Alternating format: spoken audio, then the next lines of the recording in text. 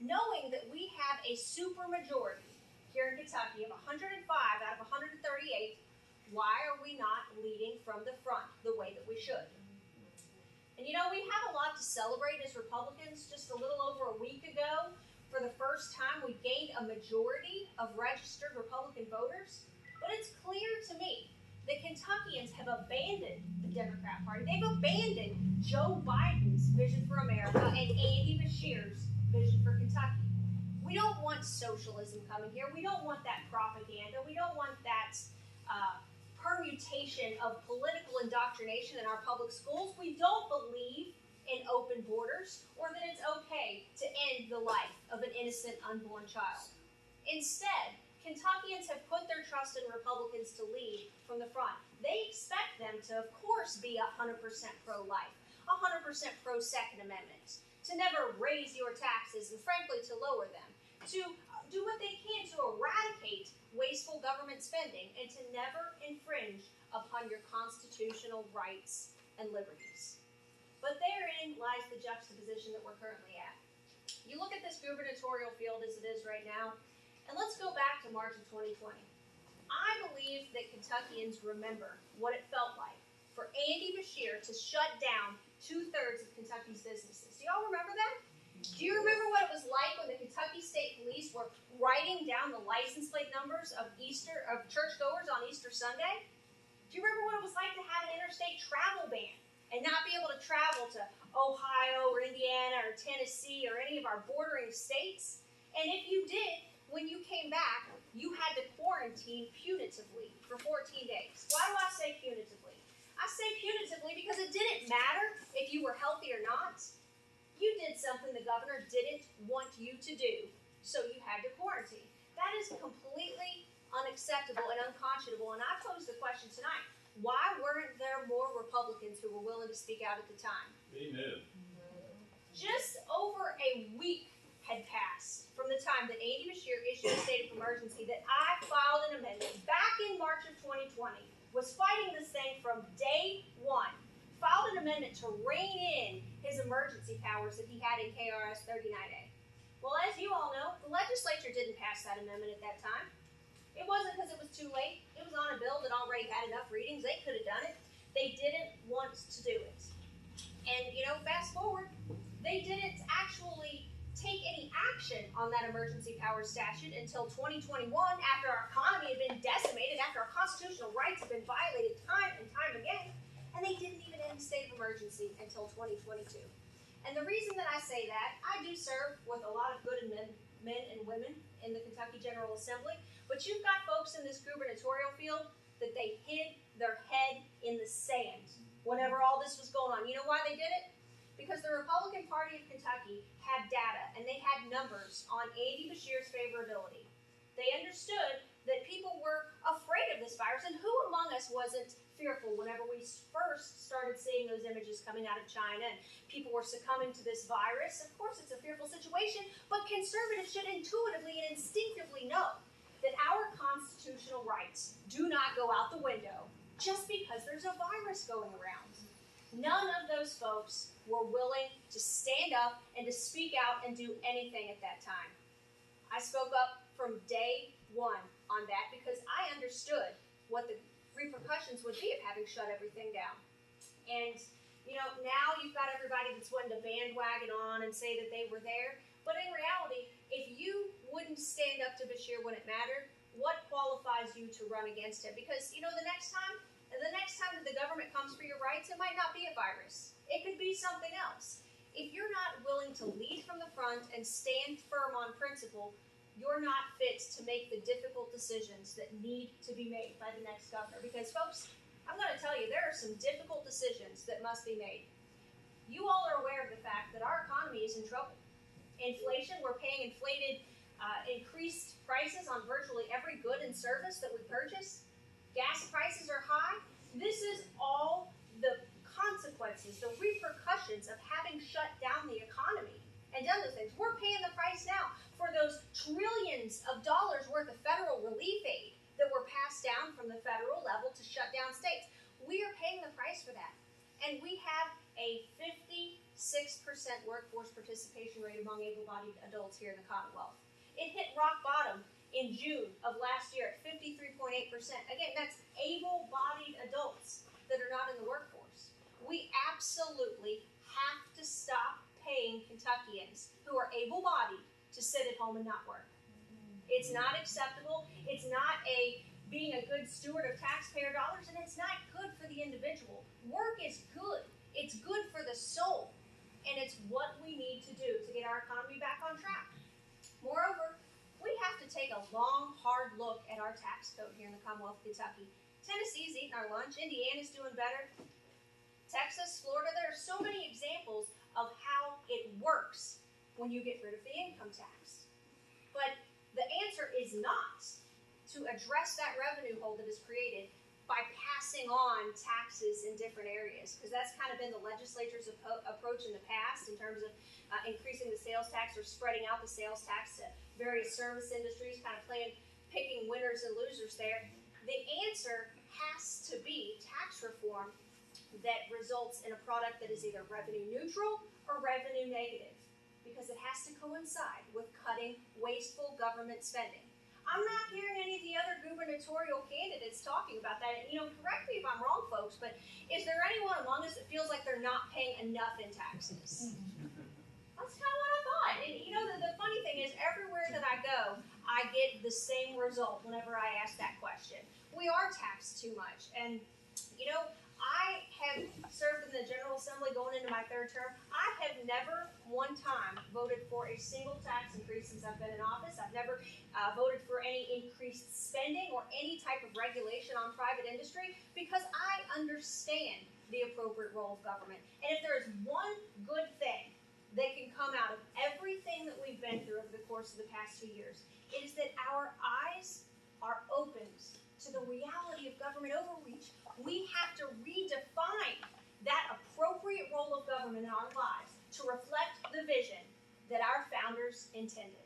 We just simply must do it. I worry about the world that my two children, they're 10 and 12 years old, are growing up in. I worry about the Kentucky that they're growing up in. Because if we don't redefine that appropriate role of government, it's just going to get worse. Think about it like this. It was never the appropriate role of government to shut down a business and remove somebody's ability to earn a wage and put food on the table for their families. It was never the appropriate role of government to force you to wear a mask or to force you to receive a vaccine against your will. That's another topic that hits near and dear to my heart. Since 2020, I've been filing legislation to eradicate vaccine mandates, and this time, this past session, I got it further than I ever had with House Bill 28. We managed to pass it out of the House because I don't think it's the appropriate role of government or anybody to force you to receive a vaccine against your will. And then you think of what we were just talking about a little bit ago at the federal level, with having been sold out by so-called Republicans voting in favor of legislation that would enable red flag laws. It's just unconscionable to me, and that is the exact type of compromise that we no longer have the luxury of looking the other way towards. Ever since 2019, when there first began to be talk of a so-called red flag bill in Kentucky, which frankly was sponsored by a Republican, I'm not afraid to shoot straight here, it was, I filed a resolution opposing the adoption of so-called red flag law, and I'm going to do everything I can in my power in the role that's currently entrusted to me to fight that, because that is what authentic conservative Republicans do. They're not afraid to stand up, even when it's not politically expedient and when it's not popular. And that's what I dealt with back in 2020, whenever I was the only person in Frankfort. Now, we had some great folks at the federal level, Thomas Massey, Rand Paul, they were willing to speak up, but here in the state level, I was the only one that was actually organizing protests at the Capitol, standing in solidarity with the people who were suffering. And now everybody else is saying, oh, Amy Beshear's so bad. Where were you back then, would be my question. And, I just want to finish up here by talking about some of the things that I've worked on in the legislature. I don't know if you're all familiar with constitutional carry. I wanted to expand the ability of law-abiding citizens to exercise their Second Amendment rights without having to ask for permission or pay recurrent fees in order to be able to do so. So I filed that and ended up getting it passed in 2019. Kentucky became the 15th state, and now more and more states are moving that direction. And also campus free speech, one of the greatest honors of my life so far. Obviously, other than marrying this guy right here, this is my husband Eldon. My husband Eldon and our 2 babies. Whenever I passed the Campus Free Speech Bill, because I was actually invited to the White House by President Trump to be there as he signed an executive order protecting free speech. So, I look very much forward to answering your questions and doing everything that I can to earn your trust and then your vote. But the bottom line is, we can and we will be a beacon of conservative values for the entire nation here in Kentucky. We will get our state back on the path to prosperity if we're willing to put our foot down, stand firm, and lead from the front. You can find out more about me at savannahforgovernor.com. I also have some literature in the back, but I just want to thank you all very much for the opportunity to speak to you this evening.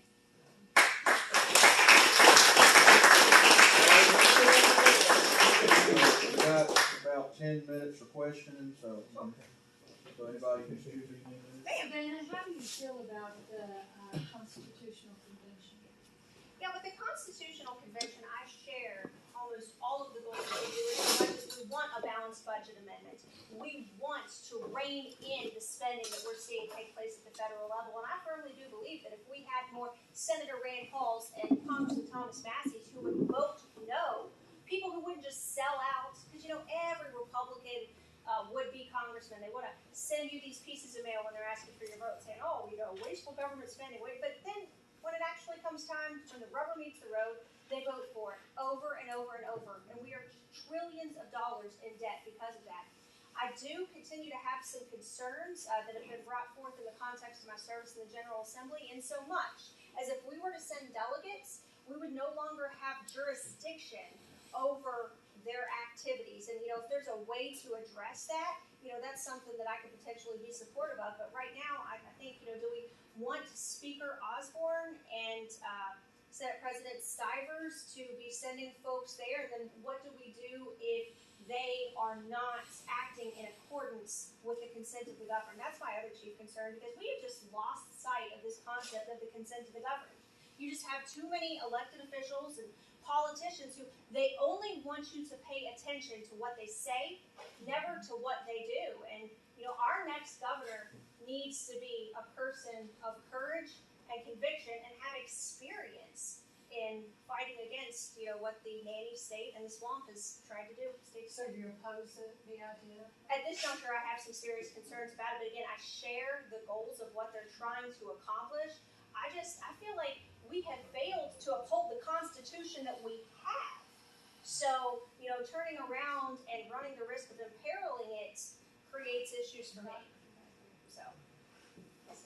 So you mentioned the phrase a couple of times, the appropriate role of government. So would you please, in your view, tell us what that is? What is the appropriate role of government? The appropriate role of government is to protect life, liberty, and property. And I believe that life includes unborn life. I think that's a no-brainer to me. That I celebrate's not the right word, but I am prayerfully grateful for the overturning of Roe. Not just as a Christian, but as a mother and somebody that's prayed for this for a long time. It's been a long time coming. Unfortunately, we're still dealing with some hiccups with the judiciary, which is why it is so important that everybody gets out in November and votes in favor of Amendment 2 to the Kentucky Constitution.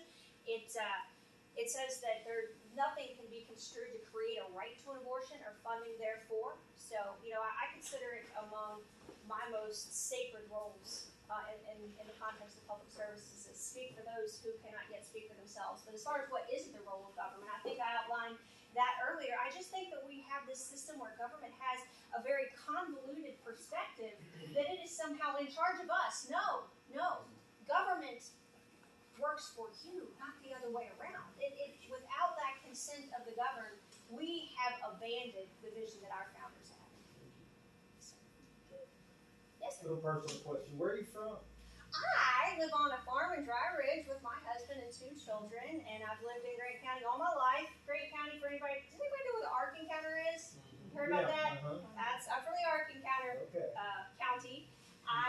My family traces our roots back 6 generations there. At least that's as far as Dad was able to figure it out. Probably goes back further, but who knows? But lifelong Grant County, and I met this guy in college. We're both from Grant County, but we'd never run into each other until we went to college. He's like, I'm from Dry Ridge. I'm like, no, you're not. Sure enough, he was. And well, the rest is history. Where was college? Huh? AKU, Northern Kentucky University. Okay. I studied history and international relations, which is a poli-sci-based degree. But I can tell you one thing: everything I've learned about government did not require a college degree. I learned it down there, and that's the other thing. You know, I'm glad that you mentioned that because it kind of triggered something in my mind. One of the biggest problems we have is this nebulous web of bureaucracy. This is an issue at the state and federal level where you have unelected bureaucrats that have power over your lives and no accountability whatsoever. So as your next governor, that's going to be one of the first things that I want to centralize on is, you know, dismantling the power of those unelected bureaucracies and making them accountable. Yes, ma'am. Well, we kind of touched bases about it. Can we talk about election integrity and what you plan on doing to make sure that happens for us? Absolutely. If we do not have fair and secure elections, we don't have a country. It's just that simple. That is why I voted no on changing the manner of the election back in March of 2020. I always like to ask this question, just out of curiosity. Back in March of 2020, how many of you were aware that your General Assembly was changing the manner of election to allow mail-in voting? You were, but not a whole lot of people were aware of that, and probably the reason why you weren't aware of that is because it was on, I think, page 249 of a 251-page budget bill. So I actually have colleagues that were not aware that they were voting for it either because they make so many changes last minute. And I have a hard, fast rule. I'm not going to vote in favor of anything that I can't read in its entirety, and I have no problem slowing down the process if that's what it takes because, I mean, we owe that to citizens. But back to your point, I voted no then because, you know, you look around and you think, okay, we could go to Lowe's, we can go to Walmart, we can go to the liquor store, and in A&D Shears, Kentucky, we can get an abortion, but we can't show up and vote in person. It was insane to me then, it's insane to me now, and since then there have been bills that have passed that did some good things to make sure that our elections are more secure, but I'm thinking of House Bill, I probably won't recall, I think it's 479, but long story short, there were a lot of good things in that bill, but I had to vote no on it because it expanded early voting permanently by 3 days. I see absolutely no reason that we cannot show up in person on election day with a voter ID and vote on a paper ballot. It's just common sense to me. The most important thing that I think that we can be doing is everything in our power to restore the public's trust. There are so many institutions that the public has lost trust in: our elections, education system, certainly public health. My goodness, anybody here actually trust a word that would ever come out of Fauci's mouth? No. It'd take a while to get that back, but I think that we need to make sure that there's absolutely no connection to the internet whatsoever. I know that there's a lot of back and forth about that process, but we need statutory protection to make sure that that cannot transpire at any point. Because, you know, I'm thinking down the road.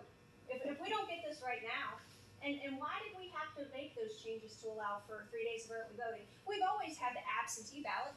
If you were serving overseas, if you were going to have surgery, or if you had to be out of town and you had an excuse that was good enough to sign your name to an affidavit, you could vote that way. But not just you know, I want to vote early. Serious people, whether they're seriously conservative or seriously liberal, can show up and vote in person, just like I said. Thank you. Yes, sir. As I understand, somewhere in time, we're going to do away with the in-state income tax based on certain bars to be reached. In the meantime, us old retirees like me, my wife, and people like that are paying a penalty. We are paid because we're married. There is like $1,655 possible that we're paying more than another couple living together, wherever they might be. So that, I mean, it's marriage tax, as I call it. Steve Meredith and others don't agree that's what it's called, but they don't make it sense if we call it anything else. So where do you see this state income tax being eliminated? Where at? Well, last session they started out with House Bill 8, and the version that came out of the House was a step in the right direction, but by the time it went to the Senate, it was no good, and I could not support it. And the reason why is because they started off with the premise that they were going to lower the income a whole percentage and then ratchet it down incrementally if benchmarks were met. But then in the Senate, it's like, well, what we're actually going to do is we're going to leave the possibility of lowering it on the table, provided these benchmarks are met and provided that the General Assembly approves them. So to me, that did nothing. It did absolutely nothing other than expand the sales tax in other regions. And that's the problem. You really have to pay attention to whether or not something is revenue positive, neutral, or negative. Because if it's not revenue negative or revenue neutral, you're just passing the tax around somewhere else. And that, to me, although I support moving away from consumption or from production towards consumption, that's not a good way to assess. And as far as the situation that you're referring to specifically, I'm happy to look into it further and see. But there are a whole host of things that need to transpire that are going to take difficult decisions. And we need a governor who, unlike me this year, can work with the legislature, but also a governor that's not afraid to lead the legislature. That's something that Matt Bevin did very well. I feel like, there may have been other areas that he did not perhaps excel in, but that is one area he did. He was able to push forward on an issue, work with the legislature, and say, this is what we need to be doing. And, I can tell you right now that if the legislature is producing a product that is not consistent with our conservative values, I will veto that. And I will do everything that I can in my role, understanding the separation of powers. We want to make sure that we're maintaining that, but do everything I can to make sure that we're leading from the front as conservative Republicans. Yes, sir. Back to state politics. I keep getting anything around the debacle with our driver's licenses. Oh, boy. I have so many people in my group that are just, we used to laugh in Racing County because everybody talked about going to the DMV and getting a driver's license where, if I wanted my driver's license, I walked in the clerk's office and said, hey, I'm here to get my driver's license. Fill this out. They took a picture. They handed me a driver's license. 15 minutes. I was gone. You watch TV and you laugh and oh God, it's such a ordeal to go get. Well, congratulations, Kentucky. We now have that debacle of going to get a driver's license. I have spoke to my state rep and my state senator, and basically what I got was, well, we've invested this much money in putting this new system in. Well, you wasted it. Let's just scrap it and go back to what we had because it's better. If Louisville can invent their own, Bowling Green can invent their own, Owensboro, Lexington. If they want a debacle, let them have it. But we want our system back. Sure.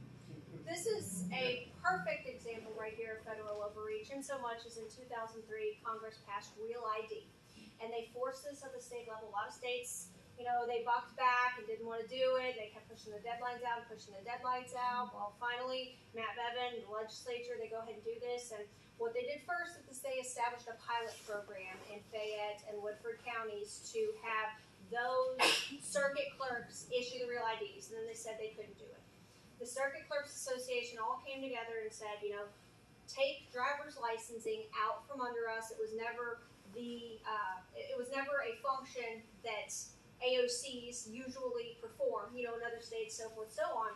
But what you resulted in is folks having to drive 2, sometimes 3 hours to just get a regular driver's license to drive, not even looking to get on an airplane, not even looking to go into a federal building and doing those sorts of things. They don't want a Real ID. They just want their regular license. And, all their life, they've gone to the same spot from the same, circuit clerk's office to get that, and they don't understand why. Well, then, they call up, they say, well, you can do it online. Now, what good does that do folks who don't use the internet, folks who don't want to use the internet, folks who don't want to put their information out over the internet? It doesn't do them a bit of good. So, I have talked with leadership about this because this just happened not too long ago. That bill actually passed before I was elected to office, but it's a huge problem, and they're trying to increase the number of regional offices. But what I would like to see happen is for just the standard driver's licenses that the circuit clerks resume issuing those. They say they've spent all this money. Well, I understand that, but in reality, did they throw away those old systems they were using? I mean, is there the possibility of getting that back together? How do we go about that? Because I don't think that the circuit clerks should be able to just say we're not going to continue doing that anymore. And, that's definitely something that I support. I've talked about it with leadership, because, with something like that, House and Senate leadership, I hate to use the word oligarchy, but any of us can file a bill, but with something that systemic, they're going to have to to decide whether or not they want to take a bite out of an apple that big. I think that they should. I think that if they're paying attention to what their constituents are telling them, it's not working the way it is, and it's not fair to expect folks, and the youngsters that are trying to get their licenses too. It's just been, and CDLs have been an issue, although it's a different process. There have been all kinds of issues, and it absolutely needs to be addressed, and I'm gonna continue working on that, fighting for it going into 23. Yes. I have a question about driver's license. It just hit me. I was just thinking, my son over here, he's 15. In any other state, in Tennessee, in Indiana, all these other states around, you can get a driver's license at 15. Not here in Kentucky. Just wait till you're 16. Is there a reason why that's different than all the other states around? Sounds pretty arbitrary to me. If there's a reason I'm not aware of what the difference is between 15 and 16, as a mama, I know there's, I'm like, no, not yet. Well, it's been a little bit longer, Yes. but no, Yeah. I'm not aware of any reason. Seems pretty arbitrary to me. So, I think I've taken my Got time. one question for you. Where do you stand on putting constitutional classes or government classes in schools, so that at least when people go into society, they're somewhat aware of how the government works? And what you think about that? Without a doubt, we are failing our public school students, and not just students in the public school systems, but a large number of students that are graduating from public and private school systems are not familiar with the history of this nation, the civics that they should be aware of. They're not aware of any of that, and I think that it's doing a great disservice to our society at large, because how can you understand what your rights are? How can you understand the concept of how our government is supposed to work if you're not taught it? And I'm 100% supportive of incorporating that into our requirements, because as you know, there are a whole host of things that are currently being put on teachers' shoulders that they're required to do, but there are some areas that I think that we need to stop focusing on standardized testing and start focusing on actually equipping these young boys and girls to take their place in society. Life skills. Life skills too. I think they ought to focus on reading, writing, and arithmetic rather than all this other stuff that's coming down through the education system, and it's just, what are we going to do about that? Like the gender unicorn? Unicorn. Like the gender unicorn? Think about that. Think about that reality that the Kentucky Department of Education, in response to Joe Biden's Title IX insanity, thinks that they would ever have the right to usurp the role of the parents, because those types of things should never be broached in the context of a public school. They should be focusing on those things you mentioned, not teaching about sexuality and identity and things of that nature. And got to put it into that without a doubt. Got to lead from the front and get it stopped. We did get that bill passed about precluding males from participating in female sports, but a whole lot more movement needs to happen to push back against that woke stuff. What about Biden using the school lunch program to try to leverage, promoting the transgender and all that other stuff going on? Is it, what's going on here? How can you get away with this kind of stuff? It's a perfect example of using federal dollars as strings, and I cannot tell you how often in the legislature that they pass legislation on the basis of, we need to be compliant with that in order to be eligible for grant funding. No, we've got a long way to go before we have our proverbial wood chopped and we're ready for winter in Kentucky. But I can tell you one thing: if we don't get that workforce participation rate figured out, if we don't get our economy back on track, if we don't create more jobs, we're never going to be in a position to say, no, federal government, we don't want your grant funding. We're going to do what we're going to do. But it's going to take men and women of conviction to stand up and say, not in Kentucky. Probably eclipsed my time. I apologize. Thank you all so much.